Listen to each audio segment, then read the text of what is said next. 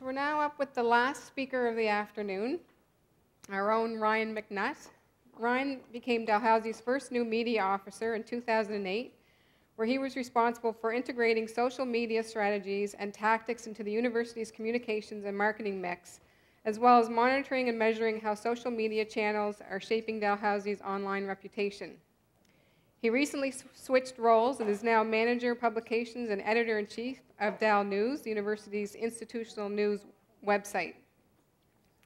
Ryan has presented on social media at PSE Web, the Maritime Access and Privacy Workshop, the Information and Social Network Symposium, and many other events. An alumnus of the NSCC PR program, Ryan is also a freelance music journalist, runs his own pop culture blog, and is studying towards his Master's of Musicology degree at Dal. Welcome, Ryan.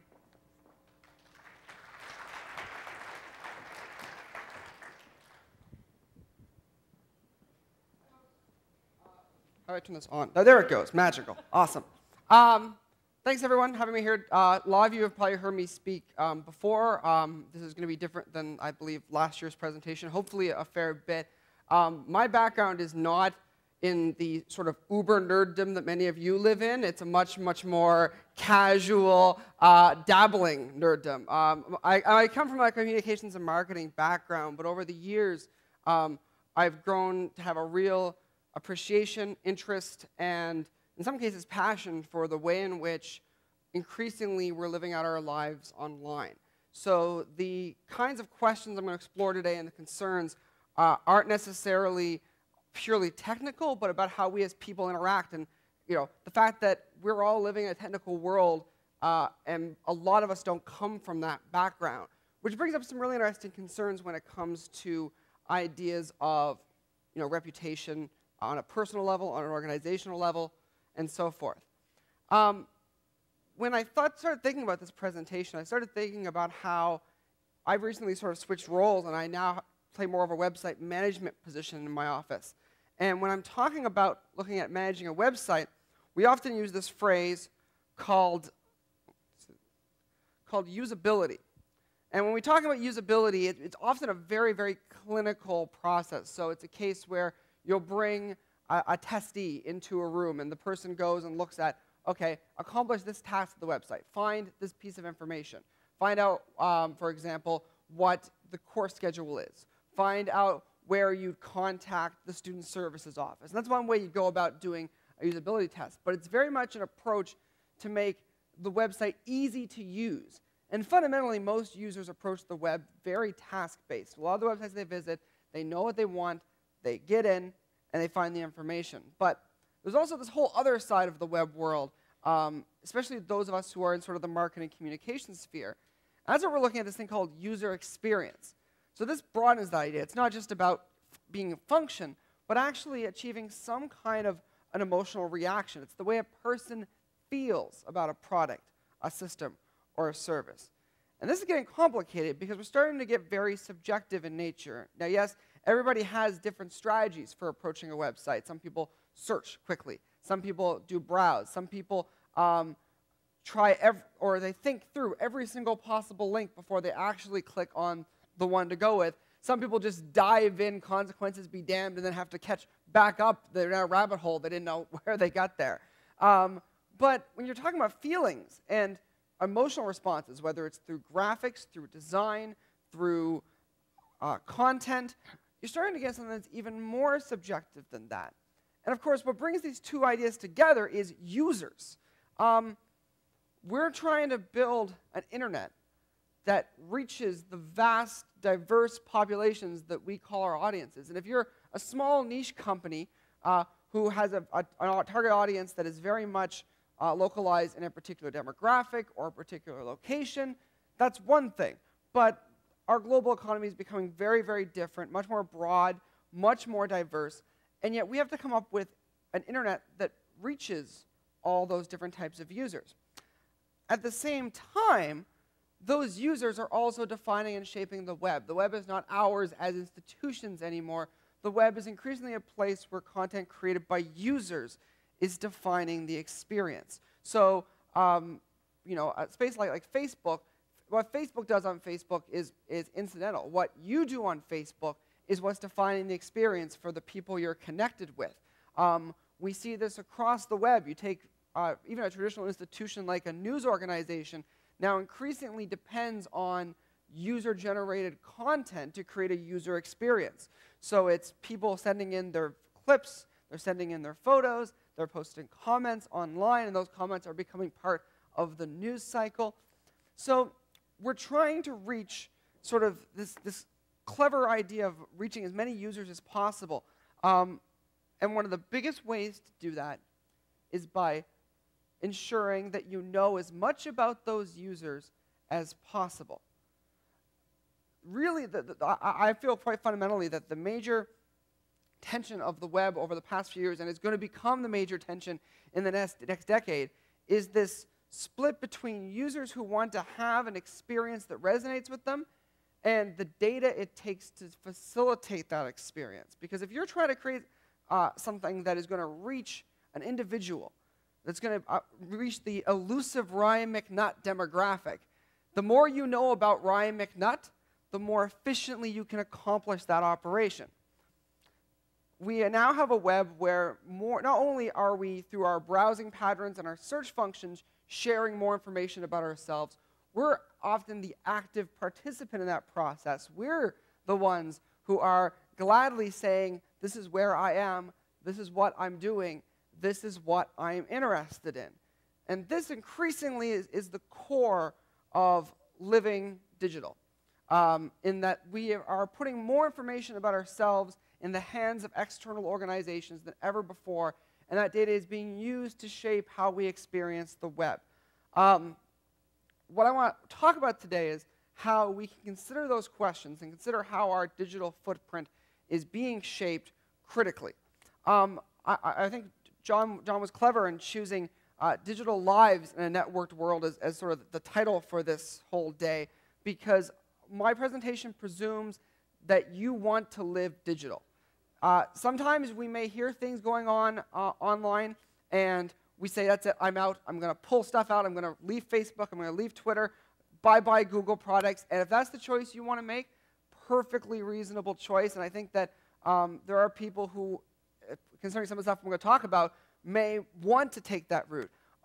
I feel that for a lot of people, especially those who are trying to build reputations as young employees and people who I'm not sure how many job ads you folks have been looking at lately, but the number of them that actually just ask for a LinkedIn profile keeps rising and rising. I don't think becoming a separated nomad, separate from the digital world, is realistic, especially not in a social sense. I'm not sure how, you may have followed, during Facebook's last sort of privacy uproar, there was like a quit Facebook day. And everyone was posting on their walls, we're all going to go quit Facebook this day, we're going to leave. And probably not that many people left Facebook. Facebook's capital is not as a service. Facebook's capital is social capital. It comes from the people who take part in it. People always ask me, is there going to be like another Facebook or a Facebook competitor? And ultimately, I could see Facebook in decline, but it's not going to happen suddenly through a competitor. It's going to happen because our expectations for what being social online means takes a shift. Facebook's capital is not that Facebook's good at what it does. That's how it got to where it is. Now its capital is that it's where people are who are sharing information you want to stay connected with. So all of that kind of plays into this idea of if we live digital, we have to try and live digital better. And I think we've all seen those weird, unsettling moments that give us pause. I think the most common one is when you get a really weird ad on your Facebook ads that just is a little bit off. There's this robotics theory called the uncanny valley that a lot of you have probably heard of, which is presupposes that as robots become more like humans, there's going to come this period when they're almost human, and we're just going to hate them, and they're going to be really unsettling, because once something seems almost human, the differences just seem way more pronounced than if it's, like C-3PO kind of robot. I always feel like that applies to online advertising, because if an online ad, or any advertising actually for that matter, if it actually tells you about something you want to know or are interested in, it doesn't even feel like advertising. It feels like communications. It feels like somebody's providing you with something useful. That's like the golden ideal of advertising. But say, for example, you've posted on a Facebook update about how, remember Hootie and the Blowfish? Weren't they great in 1996? LOL, clearly sarcastic. And then you see a Facebook ad for like Hootie and the Blowfish reunion tour. That actually draws attention to the fact that they're pulling from what's in your status updates or what's on your Facebook wall. And that's the way Facebook's advertising model works. If you ever, I'm sure if you've tried, it's great. You go in and you take a look at setting up an ad, and you'll be amazed how micro-targeted you can make it. You can make it people in Halifax who are friends of Joel Plaskett who may have mentioned cats on their wall. Like that level of granularity is available in how you target ads. Now, I'll leave it to you to decide whether or not that's good, bad, indifferent, alarming. It's increasingly the way of the web. So what I want to kind of go through is a bunch of steps that everyone should kind of think about taking in their personal lives to ensure that if they are as comfortable as possible with the implications of living digital. The first one's obvious. Google yourself. And not just Google yourself in the kind of traditional, what are people saying about my name sense. If you are at all in publishing content on the web regularly, and in my case, I write for enough websites, and I mean, everything I write at Dal has my name on it. It's all on the web. I actually have a Google alert set up for my own name. So anytime my name appears online, or Ryan McNutt in general, there are about 30 others, but that's okay. I think I'm the best one, but we'll see. But I also occasionally will do a Google search for home address, phone numbers. It's worth looking to anything that would caught up in spam filters, anything that you may be surprised that is actually out there because of some web interaction you had in the past. It's also a good idea to try searching on a computer that's not your own, because of course your Google account, if you're logged in, keeps track of through your cookies what you've searched on Google. So it's worthwhile using a different computer or logging in through safe browsing or something that doesn't actually connect with the web in quite the same way to ensure that, okay, these are actually what a third party would find if they were searching for me. Step 2, of course, gets into that, which is that increasingly, because our web browsers have options for ignoring third-party cookies, we don't make deleting cookies or thinking about cookies in quite the same way as we once perhaps did. But it's worthwhile to still take some time every couple of weeks, go into your browser's history, look at not only the history, but also the cookies. Where have you been? Because websites still use cookies as a way to ensure that as you move on the web, your information can travel with you. It can learn what you've seen, what you've done. And it's getting more complicated now that the websites we're concerned about have much broader footprints. Many of you have probably seen on news organizations' websites a little Facebook feed showing what your friends have shared from that website, from Slate or from the Washington Post. That reach of Facebook now, by being there, knows that you're reading Slate.com. And all kinds of other little tentacles are stretching from there, which is why it's good to consider. And of course, this is really relevant if you read the news today. So this is literally fresh off the presses. Google is, actually, I was kind of surprised they weren't doing this already, but it's official now. Google is now going to be having one privacy policy across its various products. And what that means is that the data is transferable. So now what you do on Google will affect what happens, say, for example, in the advertising on your Gmail account. What happens in Google Plus may influence what you see in your Google search results. What you search for on YouTube may impact what kinds of items you see from your friends in Google Plus, and so forth. It's going to be an entirely integrated ecosystem. There's tons of news articles about this today with a lot of concerns from various privacy experts. If there's one thing to take away from my presentation today, this is a big story. Go dive into it and get a sense of what your Google identity is going to mean. We have to get to Facebook. This is something I showed last year, and of course, it's a couple years out of date now, but just to give a sense of how Facebook's ecosystem has changed dramatically.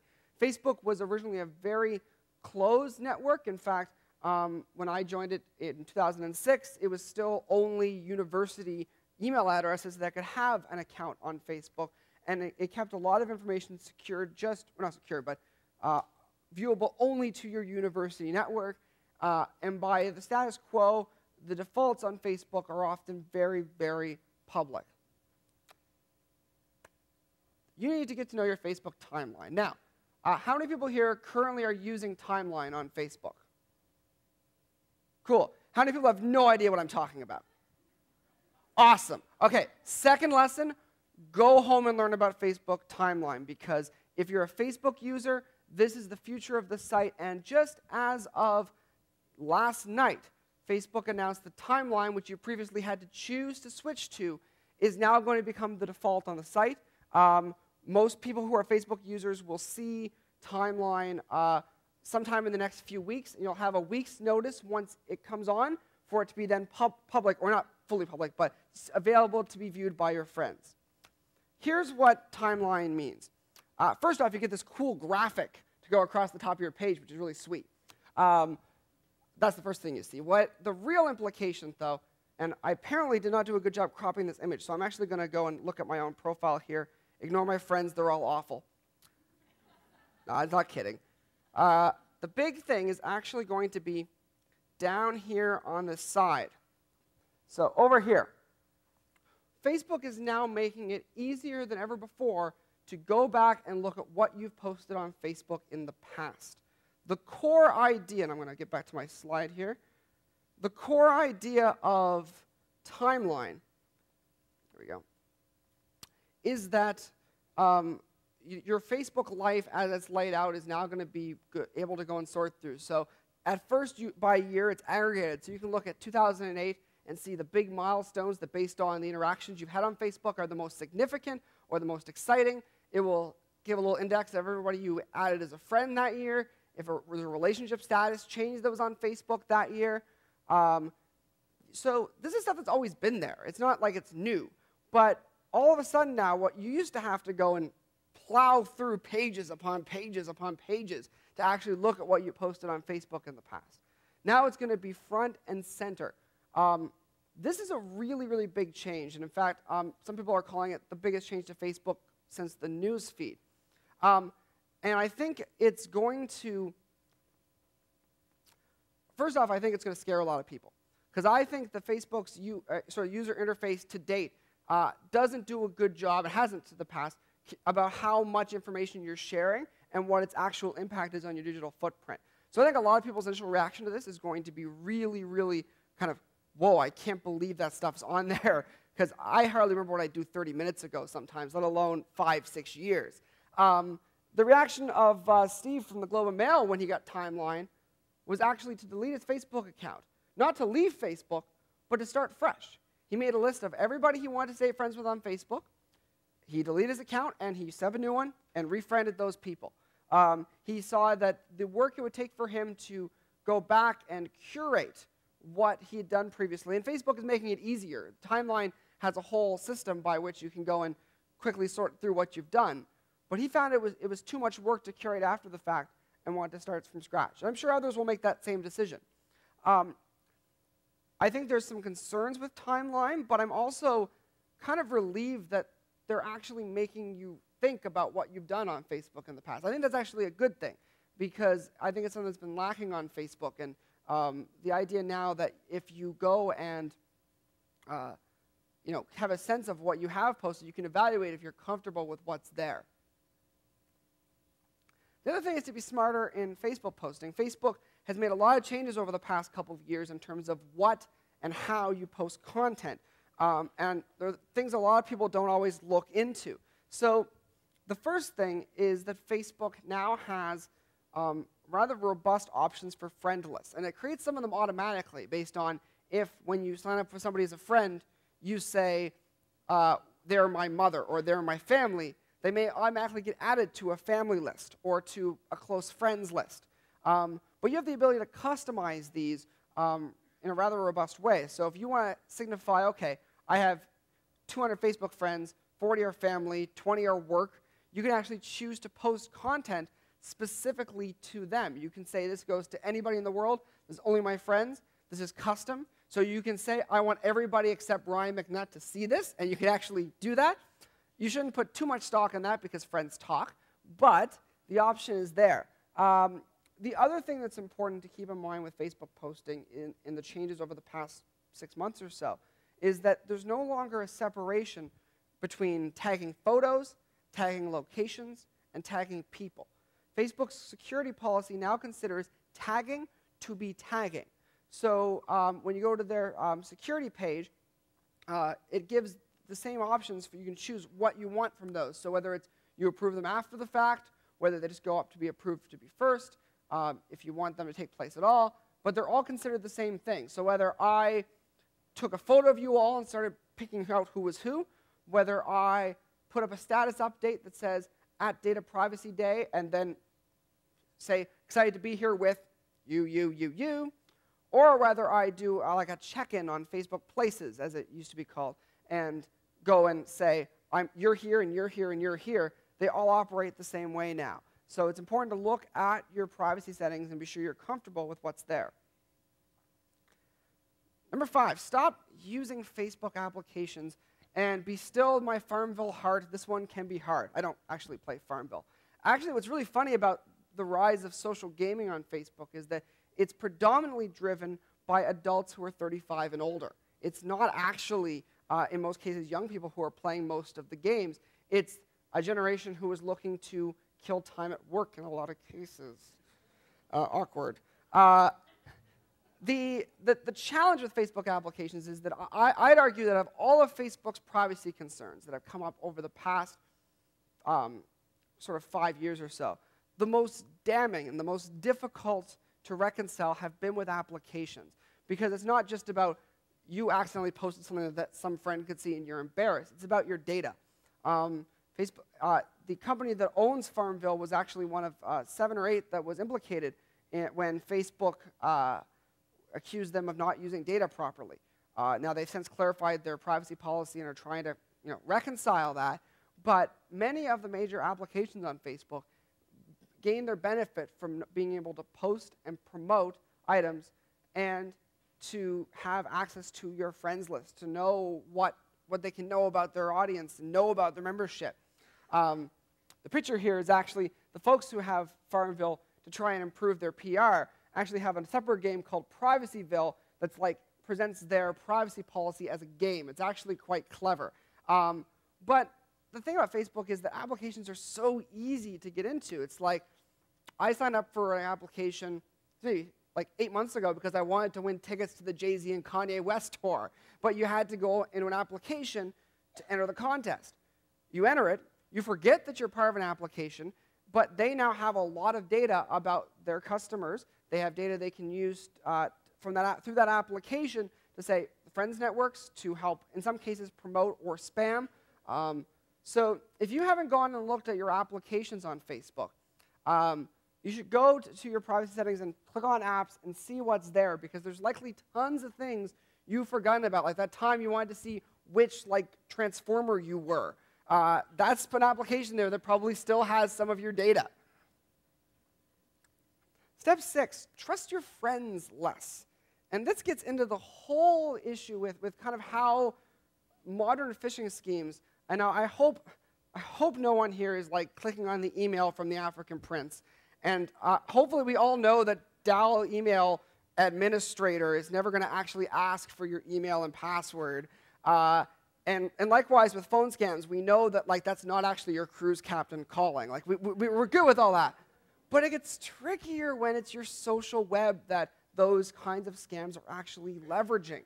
When it's something that's posted by somebody you've brought into this web of trust.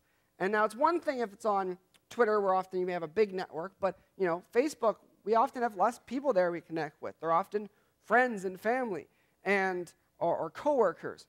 And so our trust barriers are a little weaker, and they're a little more permeable in terms of this kind of content. So there's a bunch of them that go around, and my heart hurts every time. I'm not sure how you guys feel. Every time I see somebody who, I presume is, and I think is a really smart person, and I see them sharing, like this one here, it's the sick, I've lost all respect for Miley Cyrus when I saw this photo. And I'm just like, oh, I've lost some respect for you because you clicked that.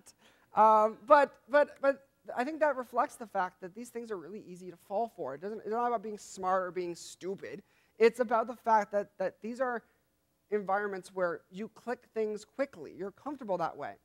So the Miley Cyrus is one example. The one I've seen going around Twitter a lot lately is a private message that talks about, read a bad blog about you. I actually had journalists who I know who clicked on this and sent me the spam because it appeals to that idea that, oh no, there's something bad about me?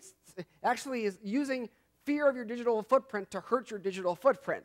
And one of the most, I'd say, subversive ones is actually this one right here, which is you get an email or an update saying someone tagged a photo of you on Facebook, and you actually got a notification. And when you went to click on the notification, it uses this arrow, which has never been on Facebook, and says it's been moved to a new location to click to view photo. Now, a lot of these use a survey at the end. And the idea is that the more people who read or take the survey, the more money they get. And that's kind of how they work. I'm going to show this short video because this is kind of a good overview of these, and also if you get caught up in one, what to do about it. Hi, this is Graham Clearly from Sophos. Are you fed up with those messages spreading across Facebook saying this girl killed herself after her dad posted on her wall, or a harmless prank turned to tragedy, or even now you can finally see who's been viewing your profile? Well, all of these scams work as survey scams. If you click on the links, you are typically asked to give permission to a third-party application to be able to access your profile, which means they can then post messages to your profile, which will spread their messages further. Why are they spreading these messages? Well, typically they're trying to take you to an online survey, and the scammers behind these attacks make money the more people who take their surveys. So best defense is not to click on these links in the first place, let alone allow the application to have access to your profile. But what if you have done that? Well, you'll probably find inside your profile that you've got messages like this. So your status has been updated by the app, and the app has also put messages in your newsfeed. So you can click on the X, and you can either remove the post, or what I'm actually going to recommend you do is remove the application. In this case, it's called True Story. So we're going to zap that, and removing the app and removing any other posts which it's made mean that you're not going to be spreading this message onto your pals. Now, there's a way of checking whether the app is there or not. You can go into your privacy settings and click on Applications and Websites, and here it will list all the applications which have rights which you're currently using. On this profile, I'm now not using any, which is terrific. But imagine I hadn't got rid of those rogue applications, if I hadn't revoked their rights. What would I see then? Well, let's take a look now. If I go into the settings on privacy and click on Applications and Websites, I can see that I have a number of applications here which I don't actually want to be able to write to my Facebook page. So I'm going to zap them just by clicking on the X again, and they will disappear. There you are. I've removed True Story. There's a couple of others I have here as well on this example. And this means they can no longer post to my Facebook page. So you have to do this as well as removing the messages from your newsfeed. Finally, go into your profile information and just make sure there aren't any pages you've liked that you're not expecting, because you may wish to remove any ones which have appeared there as well. Keep up to date with the latest security threats on Facebook now. He's British, so I must be right. I want to talk quickly about external logins and applications. And so, to give you a sense of how things work on Facebook, Twitter has its own set of applications that can use Twitter's data. So, for example, if you use a desktop client for Twitter, like I use TweetDeck, for example. So, as opposed to going to twitter.com to see what's going on, I have this custom software that brings in all my Twitter data, and then it allows me to have custom searches and custom results and all kinds of manage multiple accounts. And that's all great. But in order to do that, I have to authorize TweetDeck, which is actually now owned by Twitter, to use Twitter's data. That's fine. But a lot of stuff goes around on Twitter and asks you to use your Twitter account. So for example, there's lots of surveys or kind of, see your tweet impact, see like what words you use the most, and see who is most influential. And all of those require you essentially to give authorization to access your Twitter account. One here on my list is Zonoscope by a band called Cut Copy. So they actually use this as a marketing tool whereby in order to get a listen to the first song from the new album, you had to actually give authorization and log in through Twitter, similar to how some websites use Facebook as the way to log in and leave comments. These further increase your footprint. They increase the kind of space your impact goes, and they help them learn more about you. So again, if you're looking at a space like Twitter, it's worthwhile going in and looking and saying, okay, what stuff have I authorized? Because at one point 2 years ago, I really, really wanted to get that silly survey or tool done.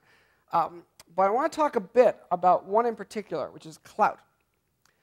Clout is a software program that calculates kind of how hip you are in like social media. So you hook it up to your Facebook account and your Twitter account, and then it goes and it crunches your data and says, okay, you have a score of, let's say, 50. And then these are the people you influence the most. So these are people who most often interact with you or share your content. And these are the things you're most influential about. I have all kinds of questions about their algorithm. For example, it says that because I happen to be a big fan of the band Arcade Fire, on Clout I'm an expert on arcade machines. Not entirely accurate. And there's lots of little things like that. But the most interesting thing, or scary, depending on how you want to look at it, about Clout is a situation that just broke late last year, where a mother named Maggie McGarry, actual name, Maggie McGarry is a great name, she found that her 13-year-old son was being listed as somebody she influences. And she's like, my son doesn't have a Clout account. How do they know that I influence my son who's 13? And then she looked and she found that her 15-year-old daughter actually had a Clout account. Now, not that she had signed up for it, nothing of the sort, but she actually had a Clout page. What Clout was doing was so she gave access to her Facebook account. It saw that her son, who was 13, was someone who interacted with her, and therefore it said, you influenced this person. Their photo is now on Clout. What's more, because they found the connections with her daughter, they actually created an entire Clout page for her daughter in an attempt to try and get this other person to join Clout. Now, of course, Clout didn't know that these were kids, and in fact, that kind of was the exact point from the CEO responding to this. They never thought that, well, what would be the problem about creating an account for people who interact with other people? What's wrong with that? Well, lots of things. Clout has not unveiled how many accounts they ended up creating for people who never actually logged into Clout at all. I'm going to guess it's millions. They have stopped doing this since November, and anybody who puts in a request can have that deleted. But it's worth going to look to see if you have like a Clout page, even though you may never have heard of Clout before. This is all kinds of sketchy, and it's an example of, I think, how some of the culture of these web companies work, in that, sure, right now Clout's correcting themselves, and they're probably going to have a much better privacy policy and situation now than they did before. But it took them massively screwing up to get there. A lot of what's happened on Facebook has kind of been the same way. Some of Facebook's best evolutions in privacy have been when they push that boundary a bit too far. So if you're thinking about this on a personal level, if you're thinking about this, what's best for you, being a first adopter of something like this, it may not be the best course of action. I'm not going to say much more about this, but your password should be good. And if you are at all want to understand what happens on the web, spend some time with terms of use. I think one of the best things that's happened over the past 2-3 years is I think terms of use on websites, especially the major social sites like Facebook, Twitter, and the one Google's moving to now, broader issues aside, are much, much more user-friendly and easier to read. Not all of them, but it's a starting point towards people actually being able to take an active role in their privacy. So, obviously. And I want to kind of conclude the survey talking about something kind of what John was talking about, which is about how we have a surveillance society. And on the one hand, it's great that all of us have a camera, so if the law is being broken or someone is tasing someone, we can do something about that. The downside about it is how do we handle the fact that the ability for someone to post us on the web can happen so, let's say I'm at a party and I'm having a few drinks and someone takes a photo and can post that photo on Facebook right then and there saying at the party. They can tag me as being at that party, and none of this necessarily requires my permission to happen. There are things I can do to make it slower, more difficult, but that's a setting I could have to allow happen. This is probably the most difficult part, I think, of living digitally, because it requires us to really try and build good interpersonal relationships. It requires us, if we're at a party and we see someone taking photos, to have the courage to walk up and ask and say, listen, is it okay if you don't tag or post that? It requires us to kind of, if people start tagging us all the time and stuff, we don't want to be tagged, or if they keep referencing us on Twitter or sharing our thoughts when they're private tweets, let's say, for example, to actually talk to them as people and say, listen, this is not what I want to have online. And the thing is, everybody gets that we want to have a role in managing who we are online. And the scary parts is where we don't think we have control. It's the stuff where our knee-jerk interest of being interested in something led us to click somewhere, and all of a sudden we've shared data. This is an area where we actually can kind of make a difference. We can all kind of say, this is what I want to be online. This is what I want to look like. This is what I want out there. And kind of to have the courage to, tell other people that and be comfortable with that. So that's kind of my sense. I mean, I think that we're all, I've always been kind of two minds about the social web. There is a value in being anonymous in the world, but I think that there's also something of great value of being able to back up who you are online, what you say, what you believe in, and having something about who you are reflect who you are as a person. I think that increasingly as our culture moves online, our debates, our government, our sense of identity, the more those can reflect us as real people, the better position we are for those interactions to be meaningful, to actually have political, social, cultural weight, and to really take advantage of the opportunities that an interconnected world brings. The downside is that we have to learn how to kind of manage that opportunity with a whole multitude of challenges. And ultimately, like a lot of what you've heard here today, it's really up to you to take those first steps to figure out if your footprint is what you want it to be. All right, questions? Yes?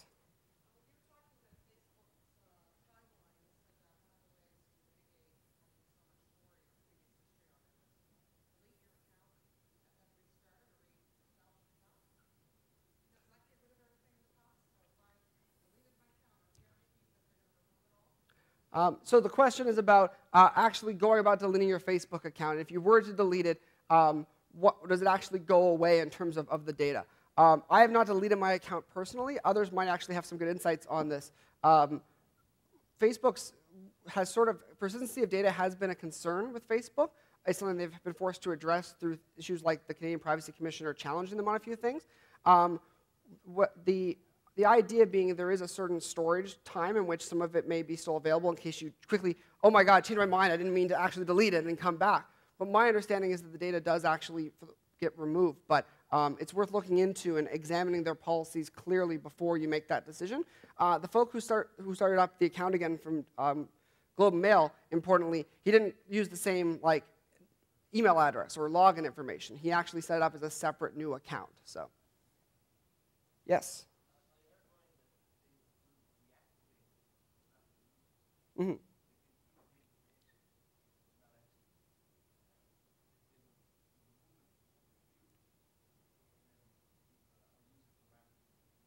Yeah, Rowan suggested that some of the data may stay with Facebook, and that it may not actually, maybe be not public, but not deleted. This gets into a tricky spot because if you look at Facebook terms of service, technically you own your content, you own your photos. You have to give them rights because they're publishing it on their servers. But according to their agreement, ultimately you do kind of own that information, have the right to remove it. So, like I said, I don't know as much about the issue as perhaps others might, but it's well worth looking into. Yes? Oh, sorry, back.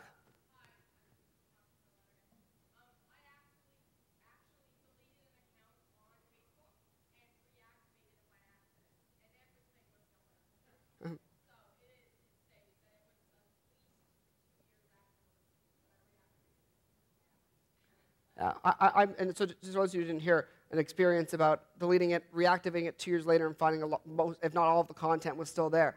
I'd be curious to know if that's still the case today, given the crap Facebook's gone in terms of the last year or so, in terms of privacy regulations and so forth. Yes?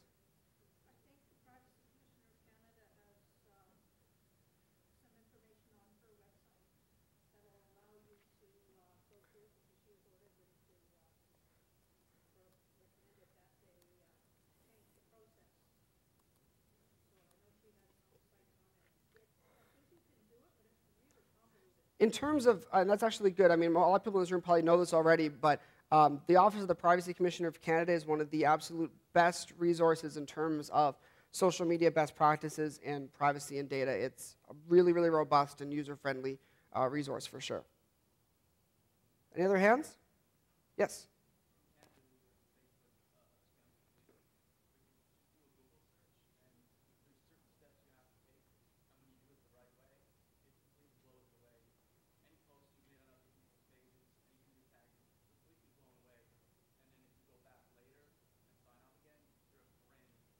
Cool. So just to clarify, the comment was an experience of actually having done it recently, that if the right steps are followed, it totally nukes everything. Yes?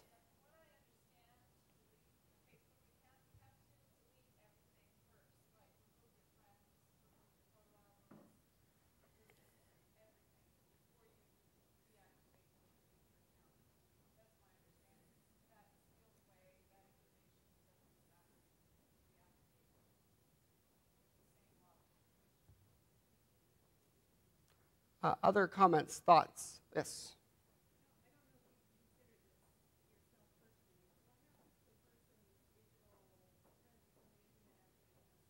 Really good question. The question is, what happens to somebody's digital kind of footprint or reputation or all this stuff they've done when they pass away? Every kind of site has their own different rules and regulations regarding this. Facebook's, for example, is that if it's reported to them that somebody has passed away, say from a family member, they will remove some of the functionality of the page or timeline.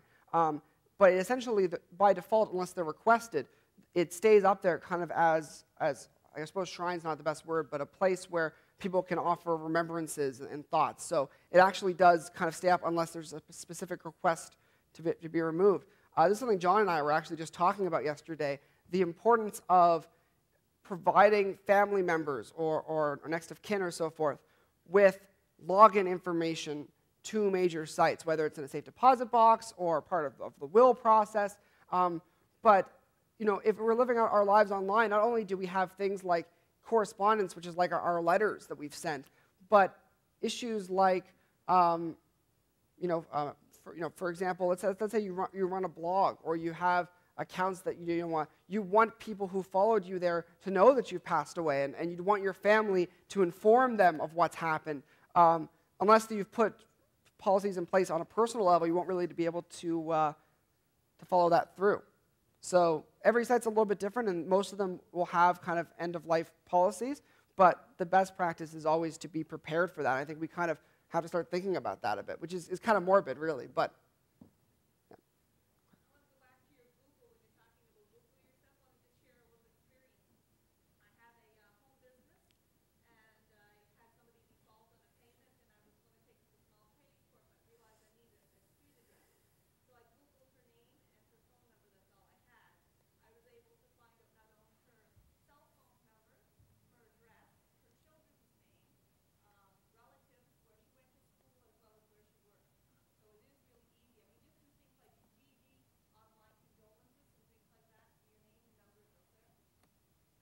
Yeah, really, really good observation.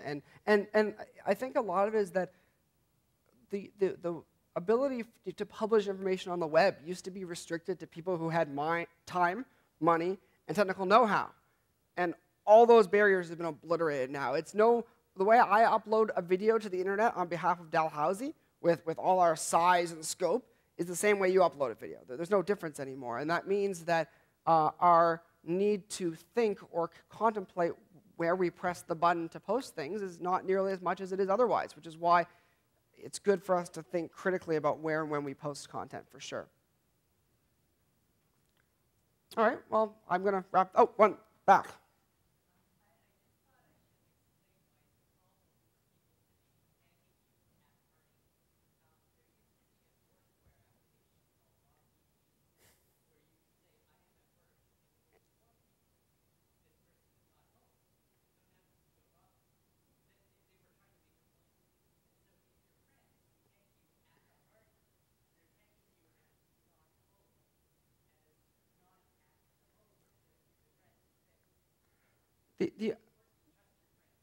The other thing to build off of that, and why another idea to think about when you're posting what you're posting, is that the more this data becomes available.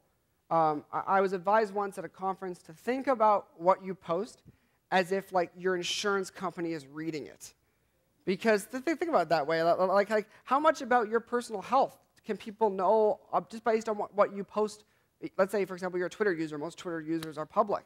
Just by talking about how often you're sick, does that actually end up giving a pretty decent picture of how often you are sick? Is that something that your insurance company could think about? Just a way to kind of weigh that in mind when you're thinking about posting stuff.